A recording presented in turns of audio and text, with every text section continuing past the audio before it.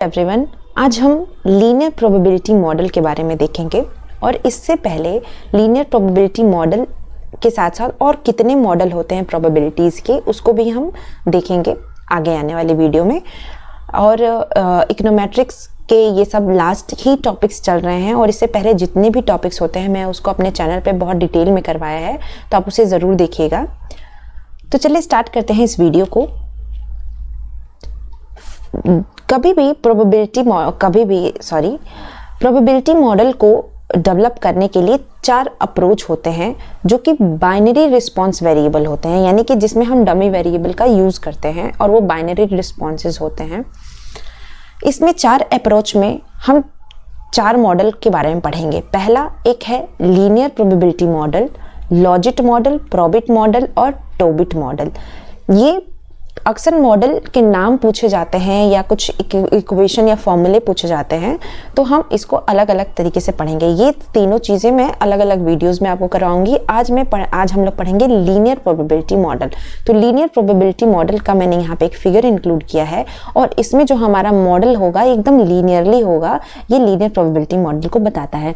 जबकि हमारा प्रॉबिट और लॉजिट मॉडल ये थोड़े से डिफरेंसेस में होते हैं, इनको हम आगे पढ़ेंगे। तो लीनियर प्रोबेबिलिटी मॉडल में हम कंसीडर करते हैं एक लीनियर इक्वेशन और इसमें अलग अलग है। हमारी लीनियर इक्वेशन में हम डमी वेरिएबल का भी यूज़ करेंगे।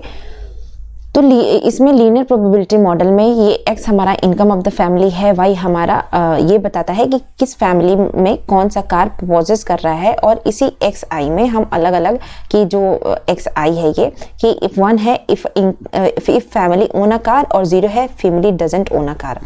अब इस केस में जो हमारी ऑब्जेक्टिव है ये है कि फाइंड प्रोबेबिलिटी और likelihood house hold owns a car. ये प्रोबेबिलिटी हमें निकालनी है।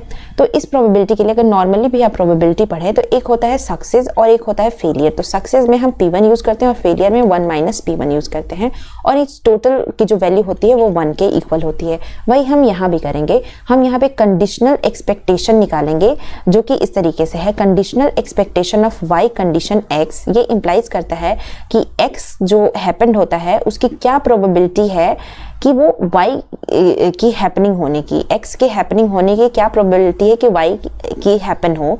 एल्जेब्रिकली हम उसको किस तरीके से ये y ही है को रिप्रेजेंट करेंगे वो मैं बताती हूँ। एक बार हम y की जगह पे 1 रखेंगे, तब हम देखेंगे कि क्या कंडीशन है xi की, और जो हमारे ऊपर इक्वेशन में है उसी के तौर पे हम रखेंगे और एस्टिमेट्स करेंगे।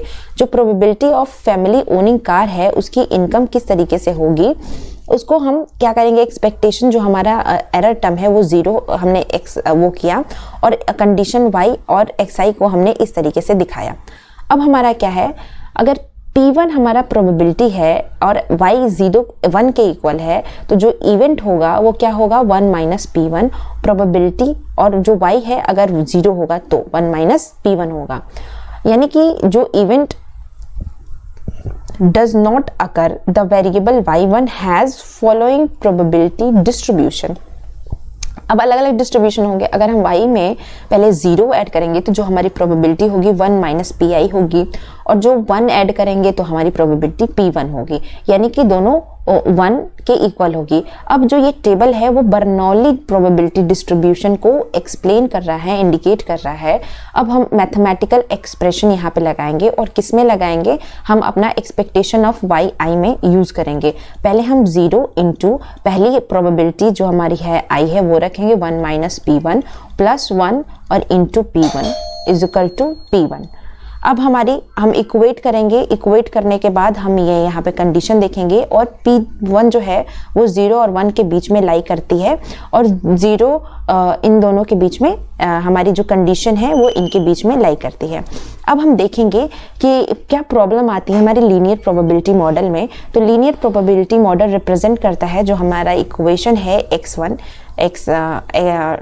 xi, इसको रिप्रेजेंट करता है और रिजेंबल करता है लीनियर रिग्रेशन मॉडल को जो यूज़ करते हैं हम एस्टिमेशन। इसके बाद हम OLS मेथड को अप्लाई करेंगे जिसमें अलग अलग तरह के इश्यूज हमें देखने को मिलते हैं। सबसे पहले कि जो हमारा डिस्टर्बेंस टर्म है उसके वायलेशन को हम देखते हैं, नॉर्मेलिटी का वायलेशन होता है।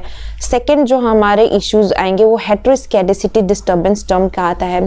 थर्ड इशू है non fulfilment of conditions and fourth issue is non suitability of conventional R square और measure of goodness of fit. तो इतनी तरह के हमें प्रॉब्लम्स देखने को मिलते हैं जब भी हम लीनियर प्रोबेबिलिटी मॉडल को एस्टिमेट्स करते हैं। इसके बाद हम नेक्स्ट वीडियो में देखेंगे कि लॉजिक मॉडल क्या होता है, उसके कैसे क्या फॉर्मूले होते हैं, कैसे एस्टिमेट्स करते हैं। तो आज के लिए इतना ही। Thank you so much and stay tuned for next video.